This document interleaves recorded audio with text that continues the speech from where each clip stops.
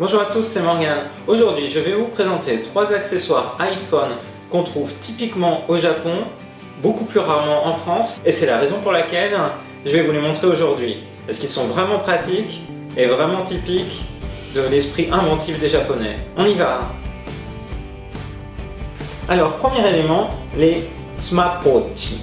Donc, des petits sacs qui font fureur notamment au Disney Store japonais et aussi chez d'autres franchises, par exemple Pokémon Center. Alors c'est un petit sac à main, il y a une bandoulière, mais derrière, la particularité c'est qu'il y a un espace dédié pour ranger son smartphone. Et même l'iPhone 6 Plus ou l'iPhone 7 Plus rentrent. La preuve. Du coup on peut avoir son sac, on peut avoir la bandoulière, là le sac est totalement neuf, et en même temps utiliser son smartphone. Parce que comme c'est le cas maintenant avec ce type de technologie, eh bien on peut garder les fonctionnalités tactiles. C'est le cas ici en fait, je peux continuer d'utiliser l'iPhone et de cliquer et de naviguer ici sur le site web de Rosalis, eh bien à travers le sac. Et les fonctionnalités en fonction de la pression de l'iPhone 6S Plus et suivante marchent aussi. Donc c'est super pratique. Voilà, et je peux revenir en arrière, etc. Donc c'est un accessoire très populaire au Japon qu'on voit souvent utilisé.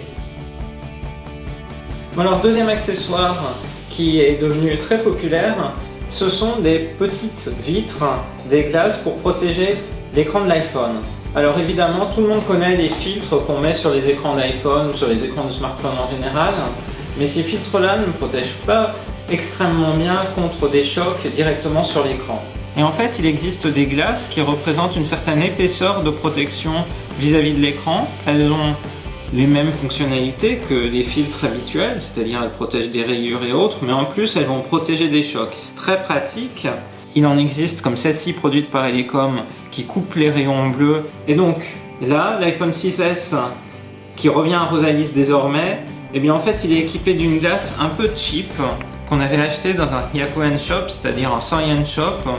Et donc pour 100 yens, on avait réussi à avoir une vitre qui a pour inconvénient majeur en fait de recouvrir l'écran de la caméra frontale, ce qui fait que notamment en situation de lumière directe, ça fait un effet assez moche en fait.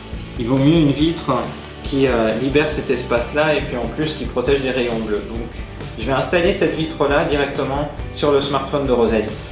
Donc voilà, les vitres Elecom, elles sont vraiment super. Directement, on va faire l'ouverture. Voilà, elle se présente de la manière suivante. À l'intérieur, il y a de quoi nettoyer l'écran existant de l'iPhone, enlever les éventuelles impuretés. Et puis enfin, eh bien, le matériel pour déposer la vitre. On va poser cette vitre là, on voit elle est un petit peu teintée de bleu. Donc première chose à faire pour moi, enlever la vitre existante sur l'écran de Rosalis. Ok, voir s'il y a des choses dessus. Non, l'écran est propre. J'enlève la vitre existante et puis je vais mettre la nouvelle.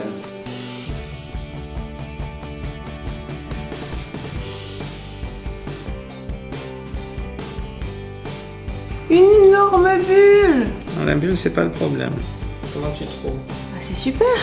Là, l'écran est bien protégé. On peut faire tomber. Troisième et dernier accessoire, très à la mode, c'est ces petits éléments, ces petits accroches portables qu'on va mettre en fait directement sur le smartphone et qui vont permettre à la fois de mieux le saisir puisqu'on va pouvoir passer le doigt en fait à ce niveau-là et aussi le mettre dans une position inclinée et le maintenir ainsi pour regarder dans des bonnes conditions une vidéo.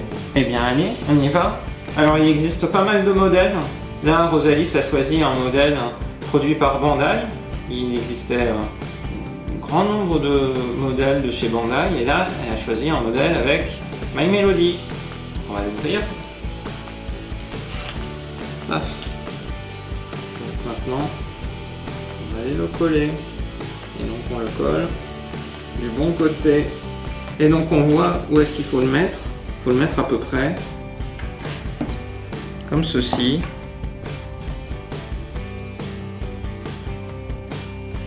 Vas-y, essaye de le poser incliné pour voir. Alors, C'est bien. validé. Donc, c'est bien fait, hein, tu peux le tourner directement, saisir ton smartphone. Donc on voit pas mal de gens qui le saisissent ainsi. Mais en fait, je pense qu'il faut le repositionner en fonction de trouver la bonne position. Là, c'est bien en fait. C'est parfait pour les gens qui font tomber leur matériel comme moi. T'as bien ton smartphone en main en fait. Ouais, ça sécurise. Surtout que je trouve que depuis qu'on a cette coque énormissime, c'est vraiment super lourd dans la main, cette petite accroche ne sera pas de trop. Waouh! Bon bah super! Et puis bah du coup ça te permettra de mettre ton smartphone dans cette position-là. Ou alors dans cette position-là. Oh, Voir dans cette position. c'est génial. Mm. Et dans la voiture aussi, apparemment. Eh bien, au Japon, moi je m'en suis pris un que je n'ai pas encore accroché à ma coque avec la queue de Donald. Et avec ce modèle-là était inclus ceci. Oh Mickey, une petite accroche qu'on va mettre dans sa voiture. On va le poser. Et donc du coup le smartphone, dans la voiture, on peut venir l'accrocher sur le tableau de bord. Et pour le GPS, c'est bien pratique. Voilà, j'espère que cette présentation d'accessoires un peu typique japonais pour iPhone vous a plu. Et je vous donne rendez-vous à très bientôt dans une prochaine vidéo sur la chaîne de Rosalis. Bye bye!